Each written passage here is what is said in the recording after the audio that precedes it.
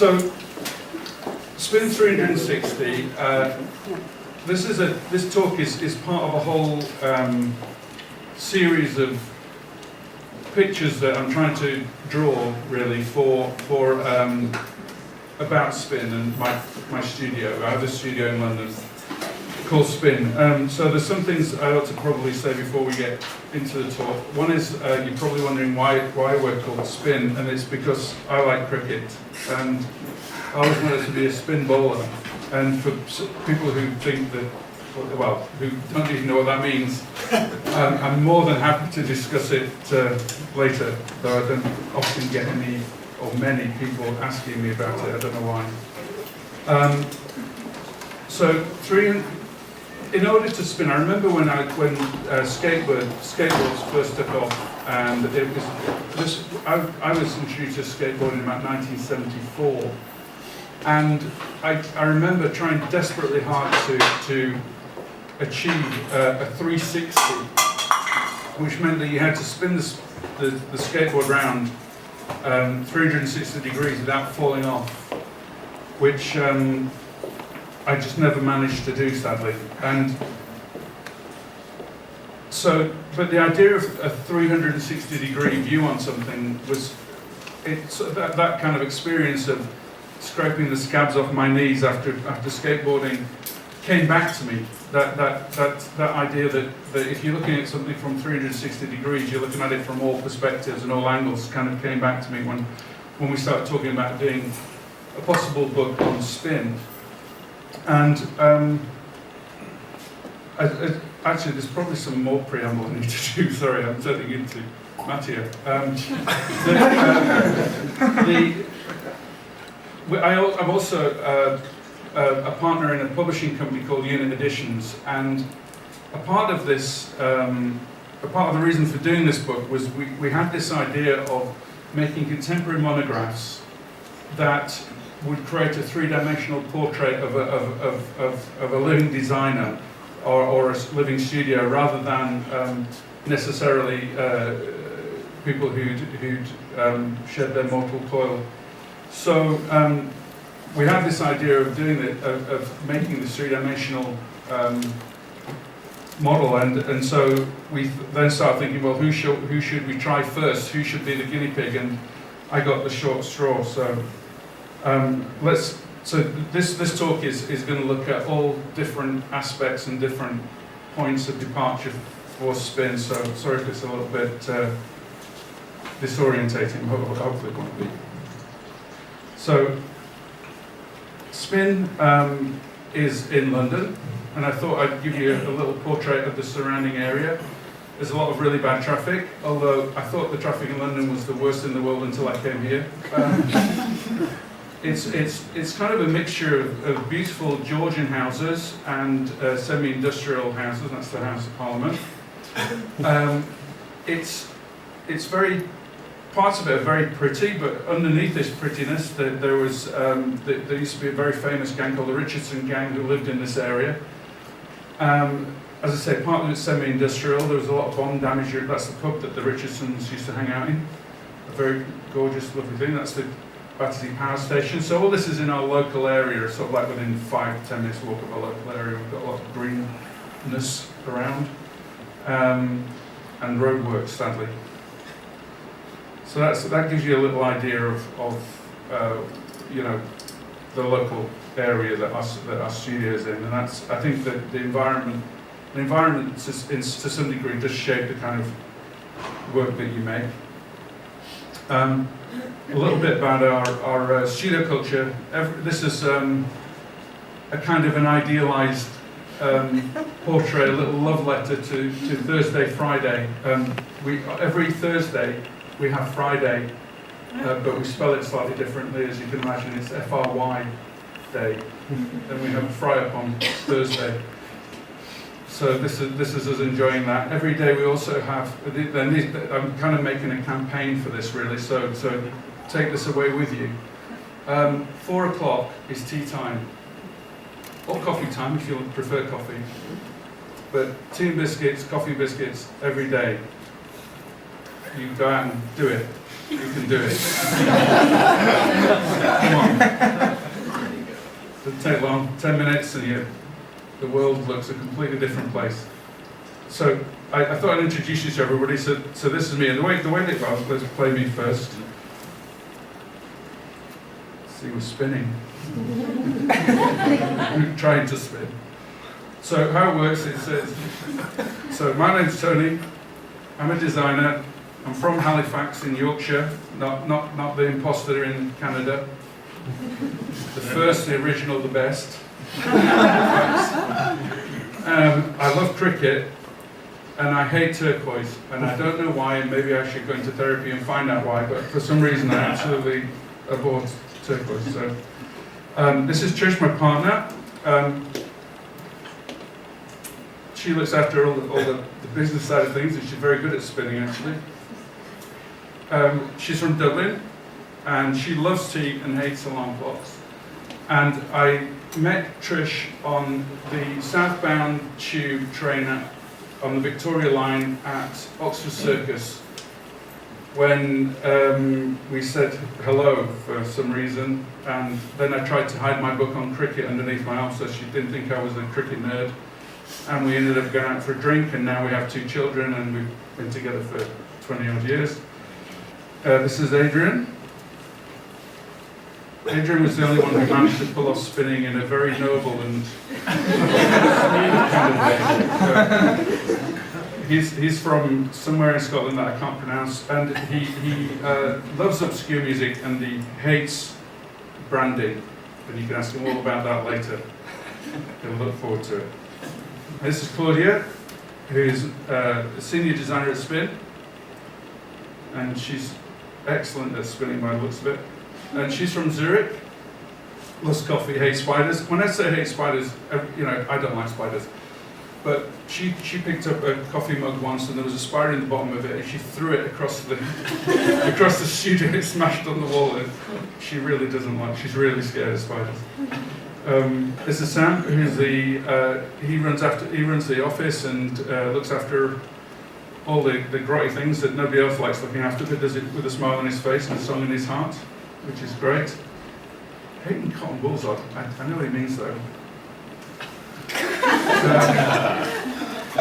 This is Lynn. Lynn's one of our unit employees. She does design and coordinates all the books, and she's from Australia. And she loves print, which is fair enough, but licorice, I love licorice. I don't get that at all.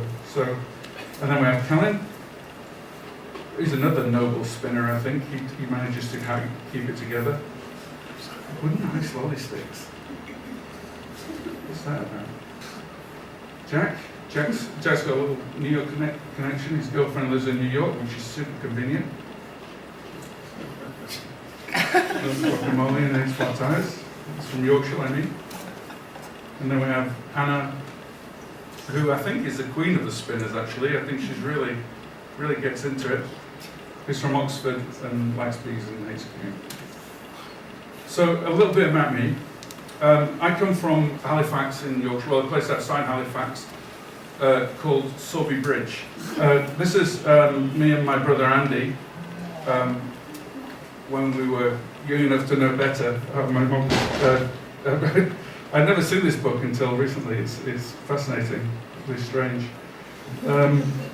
And this is the first commissioned piece of design I did. It was at the age of around 7, so about the age that picture was taken. I had a very understanding maths tutor at school, at junior school, who realised that I was never actually going to make it as a mathematician, and would send me out into the playground to draw instead in maths lessons. And he commissioned me to do the decorations for the class, for the Christmas decorations.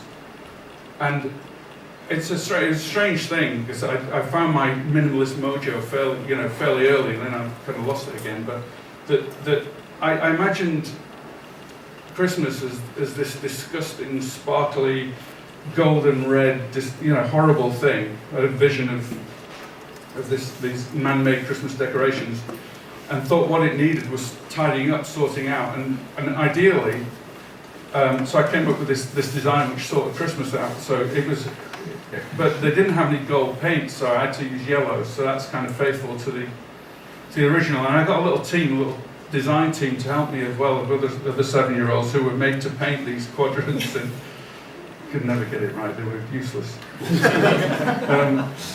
This is some elements from my stamp collection. I'm bringing this in early to a degree because I've always collected things.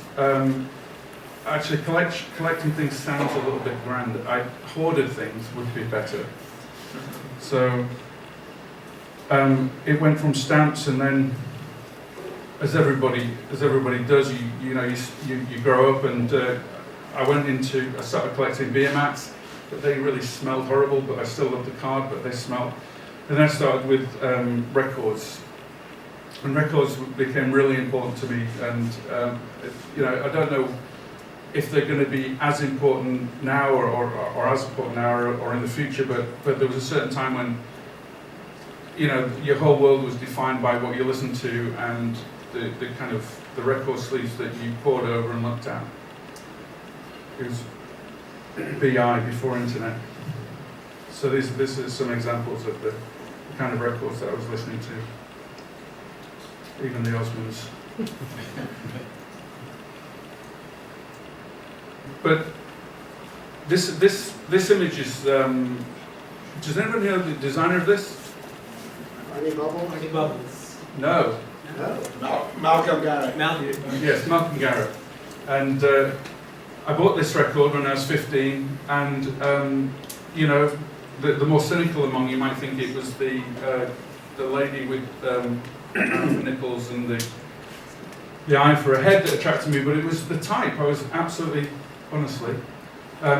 fascinated with the typography, and it was the first time I'd really noticed how powerful and impactful design and typography could be. So that was quite a moment for me. So now I've moved on to I collect all sorts of things, books. And books on different subjects. If you look, you still see this is typical of my bookshelf, where there'll be novels and art and cricket and what have you, all kind of mixed together. And this is me with some famous posters. I don't know why I thought I should be in the picture. I just thought it gave me an opportunity just to talk a little bit about collecting and why I do it. I think that I find it's not necessarily I want to make what I collect, it's just that what I collect, I find there's something either challenging in it or beautiful in it, and I have a kind of an active relationship with the things I collect. So I find myself questioning them and, having a more thoughtful thing than just looking at them passively. So anyway, if you kind of curated my life in a certain way, it would look like I discovered my minimalist, modernist, whatever you want to call it, mojo early on.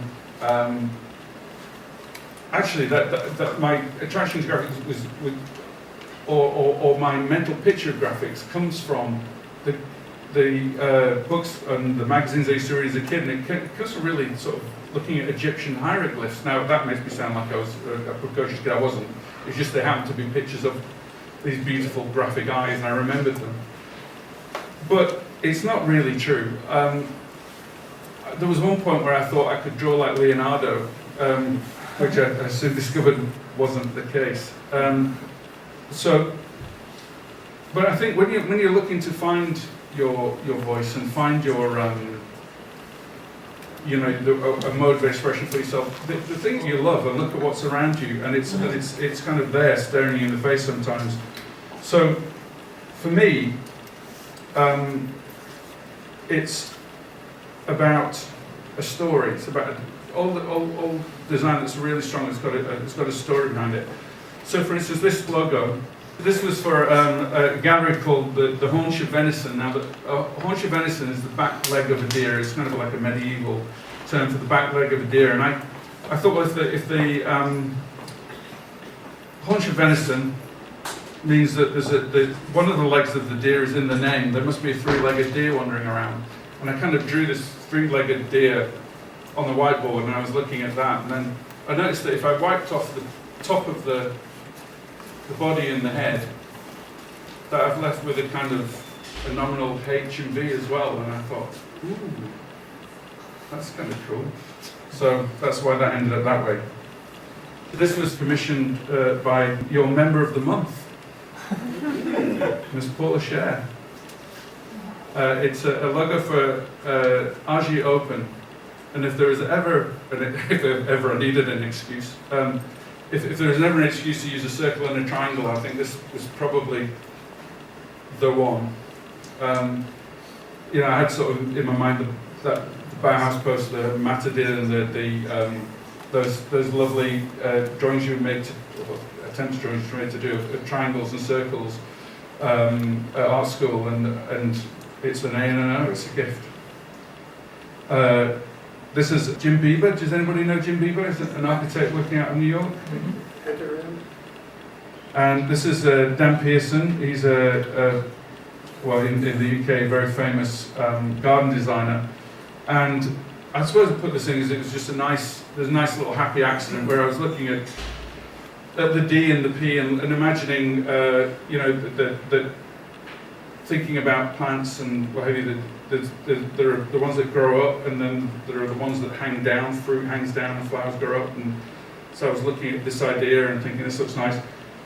Oblivious that there was also a lovely lazy S running through the middle of it, because it's Dan Pearson Studios, so he pointed that out to me, which was nice of him. And I said, yeah, of course. This is Matthew Hilton. He's a furniture designer from the UK, and I really like the idea. But you know, you could make something that might look like it was comfortable to sit in. He hasn't taken the hint and made a chair out of it yet, but I'm hoping still.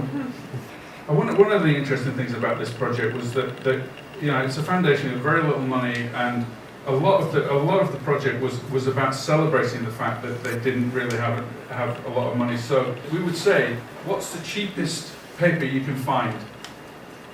They would go out and find, right, that's your paper. What's it, you know, have you got a local photocopy shop? You can just photocopy all the flyers in black and white. It was that kind of thing. It really worked though.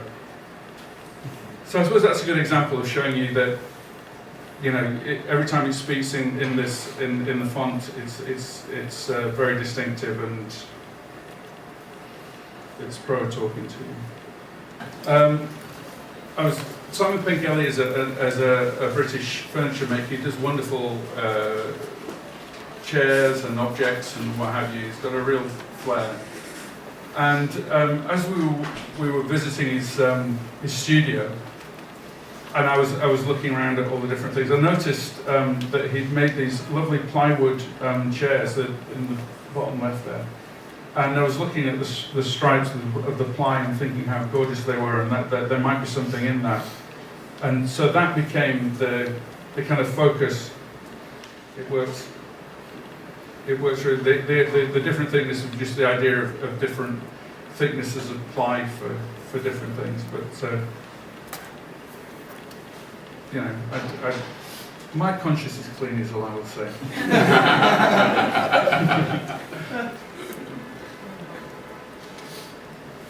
So this is how the system works. So while you're thinking about this, just remember the colour scheme, because it's going to look familiar for the next one, which is for the University of Creative Arts. So the University of Creative Arts is a job that we did very, very recently, and it's, I just thought I'd like to share it with you. My first chance to get it off my chest, really. No, it's a fantastic project for us, especially as their existing identity was so bad, or so I thought. But we'll come to that later. But I mean, for me, well, I can definitely see a penis in the A. I don't know if anybody else can see that. Is that just me? But it looks like it could be a firm of accountants or something, you know, penis accepting.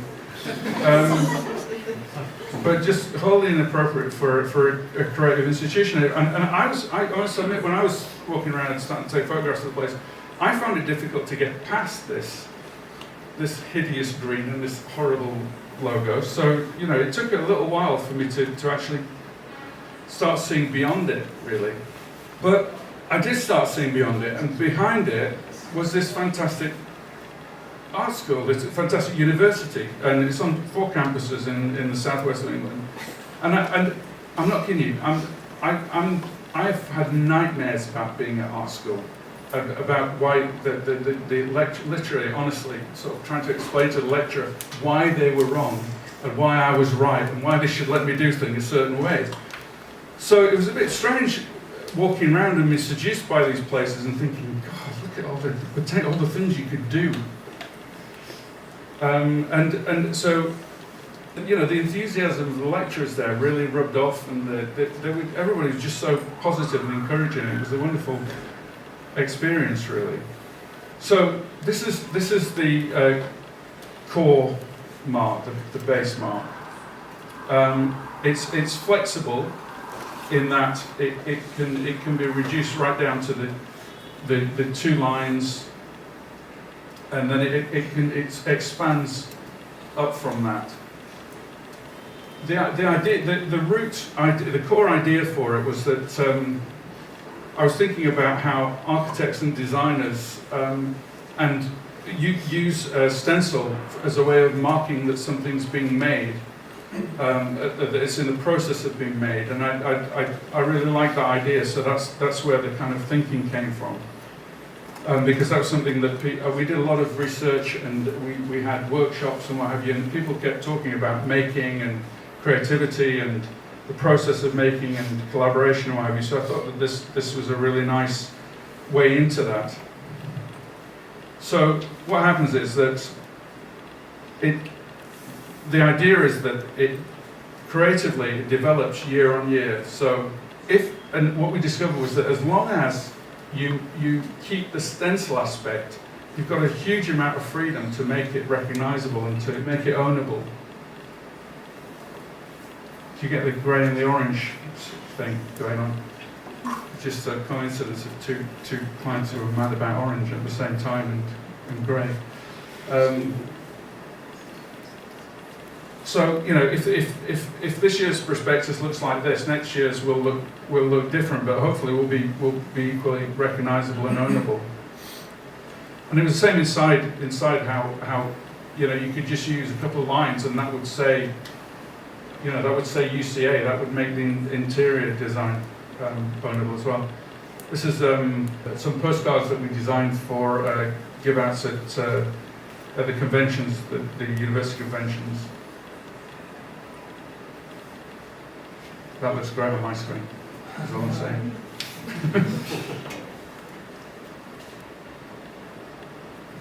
And this little movie that we made.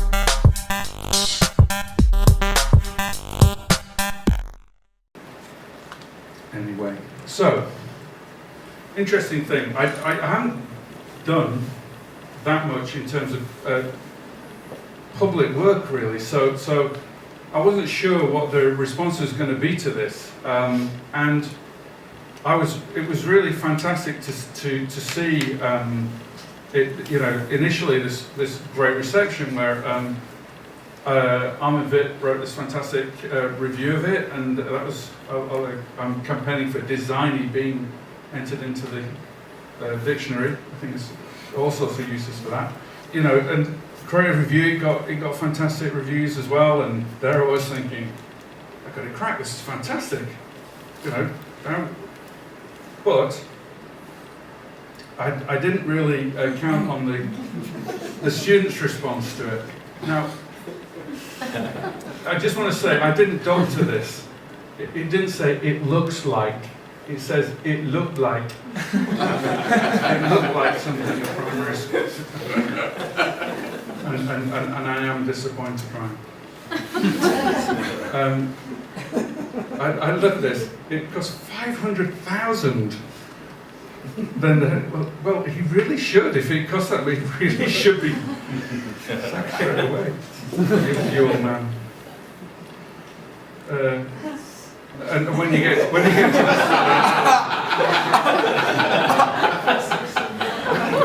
I mean, who hasn't sat around with a box of matches making them into swastikas? I mean,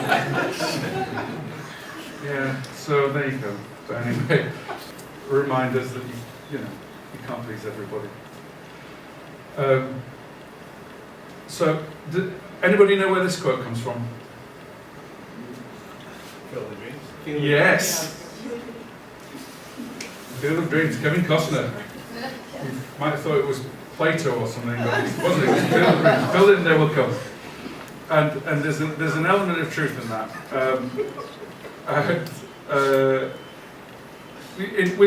With Spin, it's always been really important to us the self-initiated projects, and I'm going to go through some of the work that we've done as self-initiated really quickly.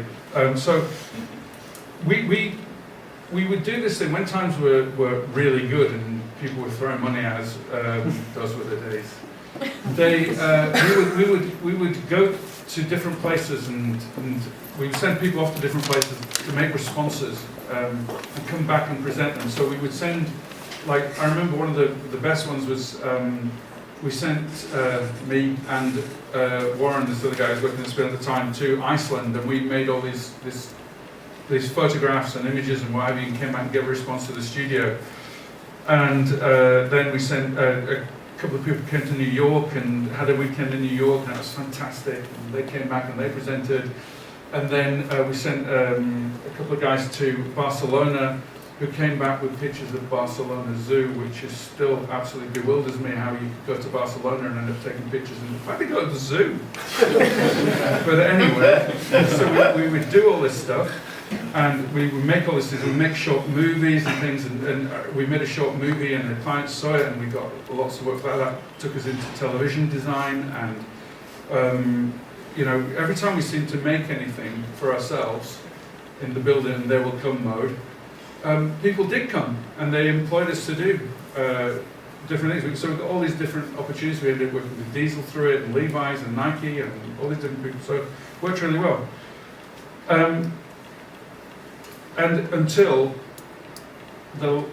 we went one step too far. You can always go too far. And we ended up making a short movie, which is the last thing I'm going to show you. But I'm going to show you as a salutary tale of hubris, people getting carried away, in that we made this short movie which cost an absolute fortune and went nowhere, except for making me realise that instead of just making ourselves laugh and entertaining ourselves, that we really ought to be looking outward a little bit more. And the net result of that was that we started to publish things, and the first thing we published was, pushed on quite grand, was this newspaper, which was our newspaper format, which was on Spin's work. And we put that up on our website, and people started to buy it from our website. And the first 3 people to buy it were from, I think there was someone from Uruguay, someone from Sweden, and someone from France. And we're thinking, this was before Google Analytics, and we're going, what? How did people there know we exist? So we made a few more of these papers. And while we were publishing these papers, I met up with Adrian, who invited me to go on his show, Graphic Design on the Radio, which is a lot better than it sounds. It's good and much missed. Very good show. And we went to the pub afterwards. It didn't really look like that. It looked more like that. And we got chatting. And Adrian had already published this fantastic book, How to Be a Graphic Designer Without Losing the Soul, and a few other books as well. He published books at Intro and what have you. So the studio that he was at then, and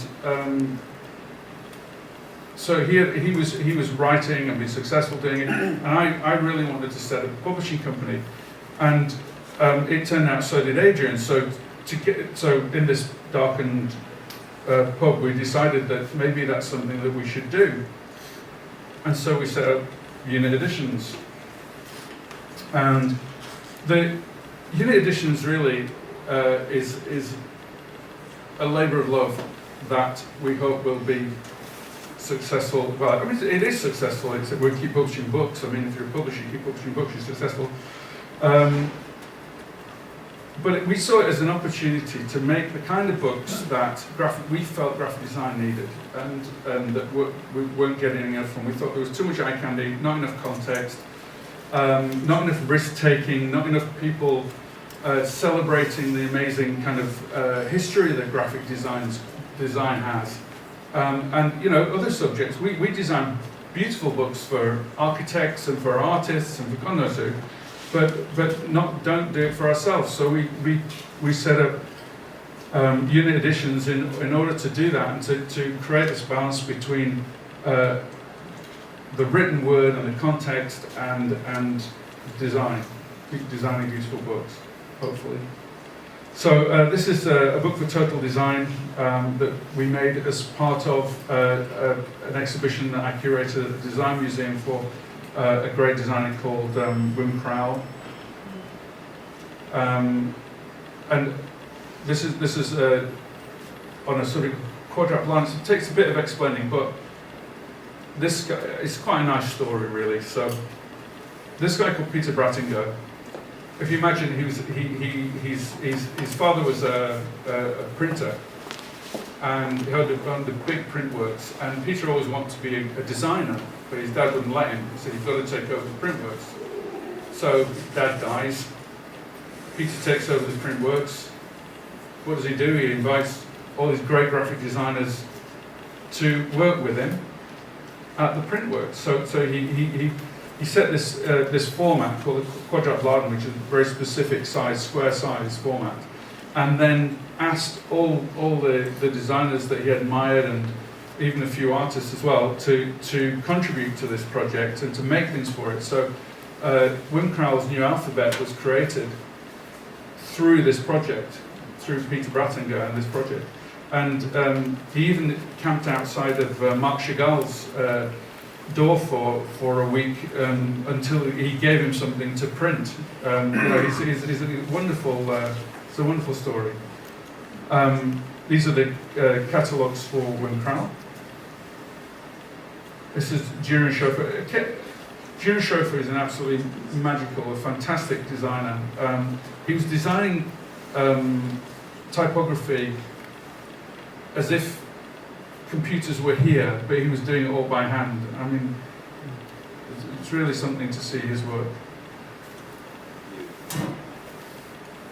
And this is F.H.K. Henrien, who was a really great figure who'd been forgotten. He more or less invented the corporate identity, certainly in the UK. He's a fascinating guy.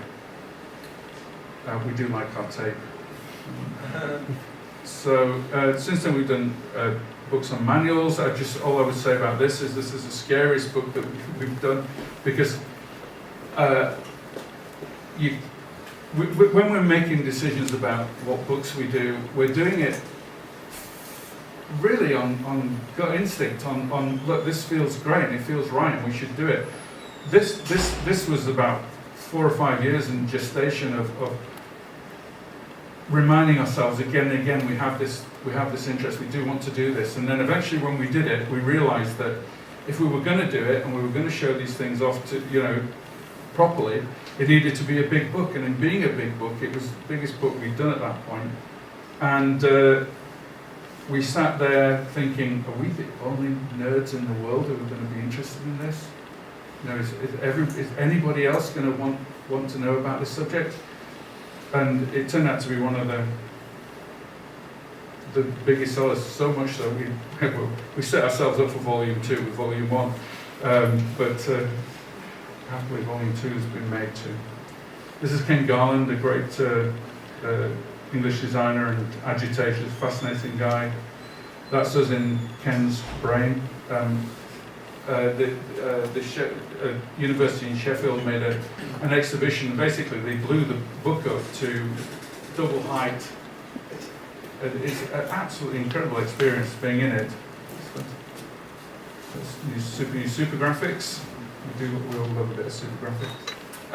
But we're not just a history channel. We do like our contemporary subjects as well. So this particular book is all about the proliferation of typography because of the explosion of computers. Really, when before computers you had this tiny trickle of avant-garde typography, and since the advent of computers, it's just gone crazy. And type seems to be the answer for everything, which is wonderful. The manipulation of typography and image together. And this is a spin book. Woo! Yeah. So this has been a year and a half in the making, just the making of it. I'd say half jokingly, we designed it 3 times. I think we pretty much did. It's hard when it's your own. It really is tough. But it's at the printers at the moment, drying. And it's been a real labour of love. It's got. I was talking earlier and saying that it's. When you're nothing, I couldn't compromise on anything. So the paper had to be just right. The specials had to be in there. Everything had to be absolutely spot on. And I think it is. I think it's there. So if you buy it, tell me that it is or not, because I want to know, because it's very close to my heart. Okay, so let me just play my folly as the last note. Иди сюда, не бойся.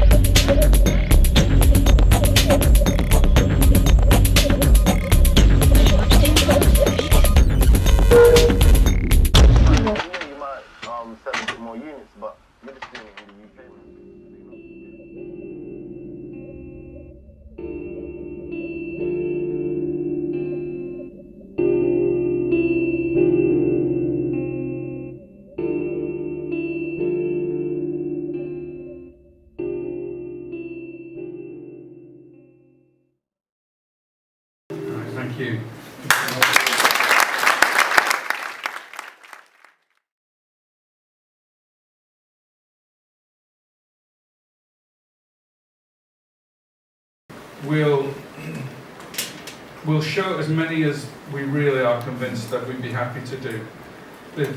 I've made the mistake, it's like repeatedly banging your head against the wall. You learn sooner or later that if you show something that you're not sure of or don't really like, that's the one that your client is going to laser in on. And you deserve it as well. You deserve them to laser in. So, like for do you remember the haunch of venison, the deer? Nearly did a deer impersonation there.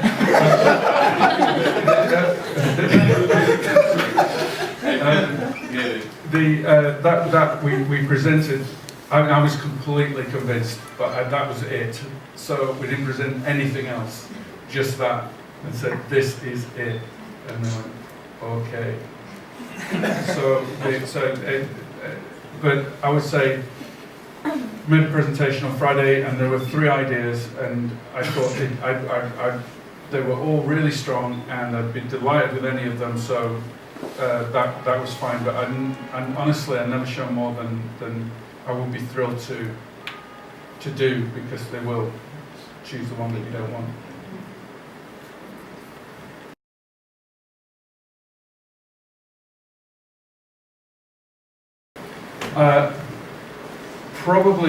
Probably the UCA one, the University of Creative Arts, because what do you do for a place that does goldsmithery, that's such a thing, or fashion, or graphics, or painting, or that was tough. And actually, the other one was the Wim Crowell exhibition, because what do you do with the godlike genius of Wim Crowell? Yeah. And I just had to sort of put that to one side really, and say, look, I can't walk around with this huge stack of weight, and I just can't live with that. So put that to one side. And in the end, the Wim Crowell thing was from the idea that if there was a graphic design alphabet, then maybe A is for Riker, and B might be for Bass, and C might be for Crowell, kind of thing, So I ended up, and I started looking at these letter forms, thinking C is the most, unprepossessing letter in a way, but the sort of grids that he put the C through made it into really individual, kind of interesting letters. So I thought that was kind of initially a comment. So that's the way I found into that, but I had to put all that adoration to one side and, do a job really. I don't really have one. I don't have a favorite typeface. I don't have a favorite colour. The way that we approach type is we look for some reason, rationale, concept. So actually, that was another conversation we had. I mean, coming over, I remember going to this lecture by Wim Crowell, and somebody asked him about the typefaces that he was using on his posters, and they really didn't register for ages because it really didn't matter to him. He wanted a certain look and feel, and he would use accidents or Helvetica or whatever it might be, and.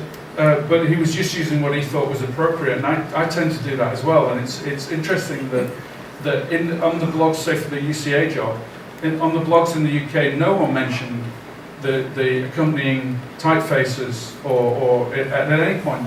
In under consideration, there was a huge amount of comment on using circular.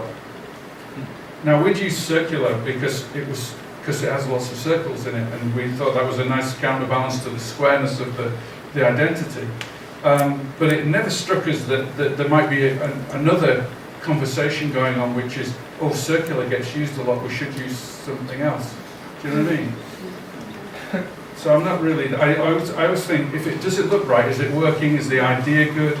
I remember when the Herb Lubalin book that we've done, all of the typefaces had to have been conceived in America. So that's kind of that's the kind of that. Then you've got a reason to do it. So we always look for a rationale, is what I'm saying, in a long-winded way.